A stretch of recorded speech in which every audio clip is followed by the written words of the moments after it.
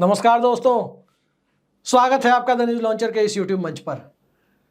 दोस्तों, बिहार के आईएएस और ऊर्जा विभाग के प्रधान सचिव संजीव हंस के ऊपर जब से ईडी की कार्रवाई हुई है, उनके ठिकानों पर ईडी की छापेमारी हुई है, उसके बाद से एक बड़ी आश्चर्यजनक चीज देखने को मिल रही है कि आखिर मुख्य विपक्षी दल राष्ट्रीय जनता दल मौन क्यों है। राष्ट्रीय जनता दल की तरफ से इस पर नीतीश सरकार को घेरा क्यों नहीं जा रहा है। आमतौर पर जो लोकतांत्रिक रवायत है, जो संसदीय व्यवस्था की परंपरा है कि सरकार या सरकार के अंदर कोई कथित सफेद पोश पकड़ा जाता है, किसी के ऊपर कार्रवाई होती है, तो लोकतंत्र की परंपराओं के अनुरूप, संसदीय व्यवस्था के मूलभूत सिद्धांतों के अनुरूप मुख्य विपक्षी दल सीधे सीधे इस मसले को लेकर सरकार को घेरता है। लेकिन क्या आप में से किसी ने देखा कि राष्ट्रीय जनता दल की तरफ से इस पर कोई भी प्रतिक्रिया ऐसी दी गई हो जो नीतीश कुमार की सरकार को सीधे सीधे चुभती हो?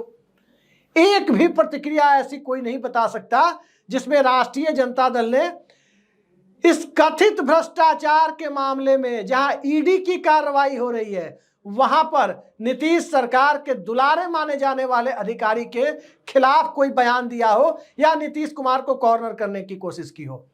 कहीं से भी यह बयान नहीं आया है।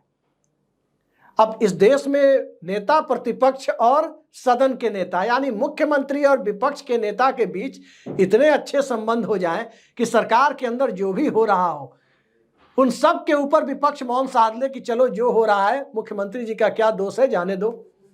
ये बिहार में एक अनोखी घटना देखने को मिल रही है।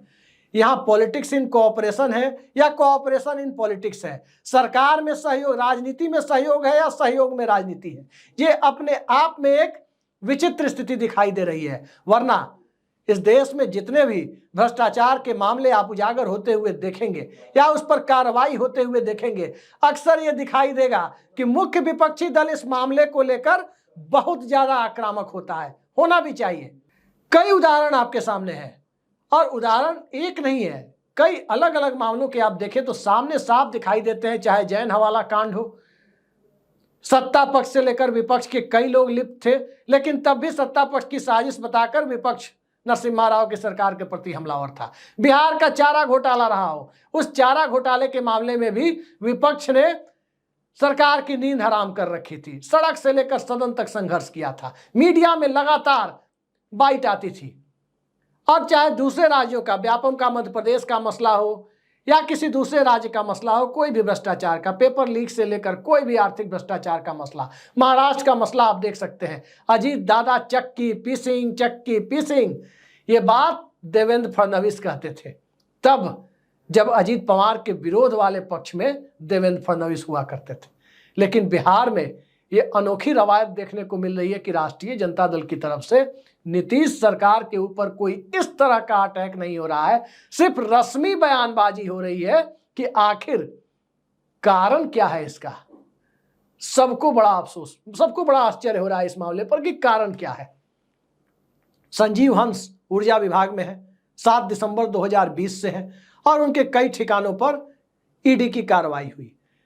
इसके पहले जदयू के एमएलसी राधाचरण सेठ के ऊपर भी ईडी की कार्रवाई हुई। जदयू के बड़े नेताओं के करीबी माने जाने वाले गब्बू सिंह और कारू सिंह के ऊपर भी ईडी की कार्रवाई हुई। उससे भी पहले जाकर के देखें तो राष्ट्रीय Janata Dal land for job के मामले में ईडी की कार्रवाइयों से त्रस्त खुद ही है। अब सवाल उठता है कि जब ईडी की कार्रवाई की जद में जदयू और राजद दोनों आ गए हैं, जदयू की तरफ से लैंड फॉर जॉब के मामले पर उसके प्रवक्ता नीरज कुमार पहले काफी बोलते रहे हैं कि कितनी जमीन किससे ली गई, कैसे ली गई, बावजूद उसके राष्ट्रीय जनता दल चुप है। हो क्या रहा है दरअसल? तेजस्वी यादव तो विदेश में है, वो भारत में नहीं है, लेकिन तेजस्वी यादव जब लंदन में है और उनकी पार्टी एकदम से मुख्य विपक्षी दल की भूमिका में अजीबोगरीब तरीके से पेश आए तो बिहार में आने वाले वक्त में क्या होने वाला है इसकी गुंजाइश सबको नजर आने लगती है। कैसे नजर आती है? अब जरा राष्ट्रीय जनता दल के प्रदेश अध्यक्ष जगदानंद सिंह को देखिए। पार्टी के आला कमान से उन्हें निर्देश मिला होगा, तभी उन्होंने एक चिट्ठी निकाली और उस चिट्ठी में प्रशांत किशोर पांडे के खिलाफ तमाम बातें कही गई। पार्टी के कार्यकर्ताओं को प्रशांत किशोर पांडे से जुड़ने से आगाह किया गया, उन्हें बीजेपी की बी टीम तक कहा गया।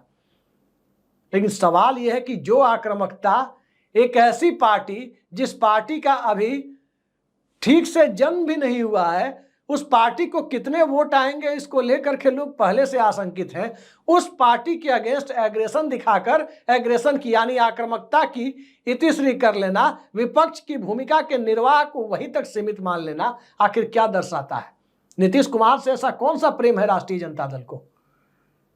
दरअसल न किसी को किसी से प्रेम है और न ही किसी को किसी से अदावत है। यह सुविधा की राजनीति है और इस सुविधा की राजनीति ने साफ कर दिया है कि बिहार में सत्ता उसी दल के पास आएगी जिस दल के साथ मुख्यमंत्री का चेहरा नीतीश कुमार का लगा होगा। वो दल भारतीय जनता पार्टी हो, वो दल राष्ट्रीय जनता दल हो, वो गठबंधन इंडिया अलायंस हो या वो गठबंधन एनडीए अलायंस हो, दोनों ही परिस्थितियों में अभी की मौजूदा सूरत में त्रिकोणीय मुकाबले में जाने की कोई हिमाकत नहीं कर सकता। त्रिकोणीय मुकाबले में बिहार में लोग देख चुके हैं कि 2014 में नीतीश कुमार को अपने 119 विधायकों की यानी लगभग बहुमत जैसी स्थिति का इतना गुमान था कि उन्हें लगा कि बिहार में नीतीश कुमार अकेले और जनता दल यूनाइटेड अकेले बिहार की परिस्थिति को पलट देंगे, नरेंद्र मोदी को रोक देंगे।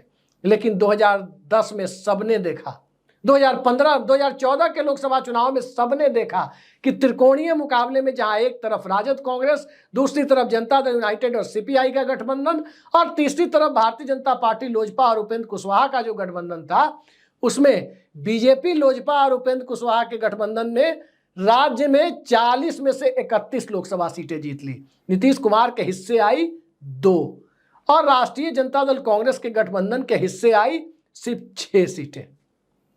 तो आप अंदाजा लगा सकते हैं कि हालात किस कदर बिहार की राजनीति में त्रिकोणीय मुकाबले की सूरत से राष्ट्रीय जनता दल को कहीं ना कहीं डराते रहते हैं। त्रिकोणीय मुकाबले को राजद बर्दाश्त नहीं कर सकता बिहार में, यह सच्चाई है। नीतीश कुमार भी त्रिकोणीय मुकाबले को बर्दाश्त नहीं कर सकते, उनकी पार्टी भी नहीं कर सकती, उनका सांगठनिक ढांचा भी चरमराया हुआ है। नीतीश कुमार के पास जो चीजें हैं वो है सत्ता का ग्लैमर, और सत्ता के ग्लैमर के साथ जाति जनगणना, महादलित कार्ड, ईबीसी यानी अति पिछड़ा वोट बैंक का बड़ा हिस्सा, लौकुश समीकरण का ठीक ठाक हिस्सा, ये जनता दल यूनाइटेड के वोट बैंक को इस परिस्थिति में लाकर खड़ा करता है जो किसी भी तरफ आसानी से ट्रांसफर हो जाता है जिधर नीतीश कुमार होते हैं और बिहार की सत्ता की सूरत को बदल देता है। अब आज की तारीख में जो परिस्थितियां हैं, उन परिस्थितियों में राष्ट्रीय जनता दल को केंद्र में नरेंद्र मोदी की सरकार के बन जाने के बाद, भले ही वो सरकार 10 दिन चलेगी, 2 महीने चलेगी, 4 महीने चलेगी या 5 साल चलेगी, कोई नहीं जानता, लेकिन उस सरकार के बन जाने के बाद ये बात राष्ट्रीय जनता दल को पता चल गई है, लालू यादव के परिवार को पता चल गई है कि फिलहाल नीतीश कुमार के चेहरे पर चुनाव में जाने और 5 साल और नीतीश कुमार को बतौर मुख्यमंत्री बर्दाश्त करने के सिवा कोई दूसरा राजनीतिक चारा बचता नहीं है। इसलिए नहीं बचता है कि चुनावी हिंदुत्व की खुमारी अभी पूरी तरह से उतरी नहीं है, अभी वो बरकरार है। और जैसे ही राष्ट्रीय जनता दल सत्ता में आने की कोशिश करेगा, कहीं ऐसा ना हो कि सत्ता बीजेपी के पास चली जाए, और सत्ता एक बार बिहार जैसे राज्य में बीजेपी के पास चली जाए तो उसके बाद सांप्रदायिकता का नैरेटिव इस तरह से तैयार करने की कोशिश होगी जिस नैरेटिव में अगड़ा पिछड़ा, अति पिछड़ा, महादलित, दलित सब भूल जाइए। एक बार जब धर्म की अफीम चढ़ती है, जो कार्ल मार्क्स ने कहा था, तो उतरने में 10-15 साल लग जाता है। इस बात को लेकर राष्ट्रीय जनता दल 2 विकल्प उसके सामने हैं जिसको बखूबी वो समझ रहा है। एक, 5 साल तक नीतीश कुमार को और मुख्यमंत्री पद पर बर्दाश्त किया जाए, और दूसरा त्रिकोणीय मुकाबले की सूरत बनाकर बिहार को भारतीय जनता पार्टी के हाथों 10-15 साल के लिए सौंप दिया जाए। तो 5 साल की सत्ता से दूरी या 10-15 साल की दूरी, 5 साल की मुख्यमंत्री पद से दूरी या 10-15 साल की दूरी, इन दोनों में राष्ट्रीय जनता दल को साफ दिखाई दे रहा है कि यदि नीतीश कुमार मान जाते हैं तो 5 साल की मुख्यमंत्री पद से दूरी को स्वीकार किया जा सकता है, क्योंकि दूरी मुख्यमंत्री पद से ही होगी, सत्ता से नहीं होगी। सत्ता में तो भागीदारी नीतीश कुमार भाजपा को भी देते रहे, राजद को भी देते रहे, और ये परिस्थितियां इस तरफ इशारा करती है कि आखिर मनीष वर्मा क्यों आए, आखिर संजय झा को सह देकर मनीष वर्मा के माध्यम से बीजेपी को मात देने की जो बिसात नीतीश कुमार ने बिछाई, आखिर भाजपा उसे कैसे नहीं समझ पाई। और फिर भारतीय जनता पार्टी का शीर्ष नेतृत्व राजनीतिक तौर पर फ्रस्ट्रेशन में आकर ईडी की हद तक चला गया। इसके कारण और इसके मायने समझे जा सकते हैं। कारण और मायनों को समझने के लिए कुछ परिस्थितियों पर भी गौर कीजिए। सम्राट चौधरी ने पगड़ी बांधी थी, पगड़ी भी खुलवाई नीतीश कुमार ने, अपना पिछलग्गू भी बनाया, और उसके बाद हो सकता है बहुत जल्द भारतीय जनता पार्टी को वो झटक भी दे। यानी कहीं का नहीं छोड़ा, ईगो डाउन कर दिया और कहीं का नहीं छोड़ा। ठीक इसी तरह तेजस्वी यादव को भी देखिए, क्या क्या नहीं बोलते थे। तेजस्वी यादव को भी सत्ता में बगलगीर बनाया, उनसे अपनी प्रशंसा में कसीदे कढ़वाए। ठीक इसी तरह से प्रशांत किशोर को भी देखिए, मुख्यमंत्री आवास में रखा, पार्टी का राष्ट्रीय उपाध्यक्ष बनाया और फिर किसी लायक नहीं छोड़ा। तो ये बात सभी जानते हैं कि आज की तारीख में जब तक सत्ता का न्यूक्लियस नीतीश कुमार के पास है, उस न्यूक्लियस को छेड़ने की हिमाकत भाजपा तो कर सकती है, लेकिन भाजपा को अपनी सीमाएं पता है कि उसके छेड़ने के बावजूद बिहार में नीतीश कुमार की सत्ता नहीं जाएगी, क्योंकि राष्ट्रीय जनता दल बचाव में खड़ी होगी। और राजद को पता है कि यदि भाजपा के गेम प्लान को, यानी नीतीश कुमार को राजनीतिक तौर पर निपटाने की कोशिश को कामयाब होने दिया तो सत्ता लंबे वक्त के लिए दूर जा सकती है और उसके बाद बिहार की सियासत पता ना कौन सा करवट ले ले। इसी बीच में संजीव हंस का मामला जब सामने आया, ईडी की गतिविधियां सामने आई, तो राष्ट्रीय जनता दल की चुप्पी के मायने आप समझ सकते हैं।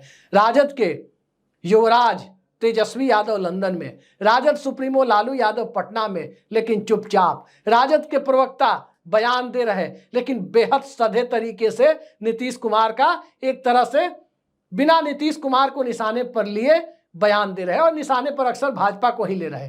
कारण क्या है? इसके कारणों को समझने के लिए मैं अपने दर्शकों पर, अपने व्यूअर्स पर ही छोड़ता हूं कि इसके अंदाजे, इसके मायने आप खुद ही लगा लीजिए कि आखिर बिहार की सियासत किस दिशा में जा रही है। आज के लिए इतना ही।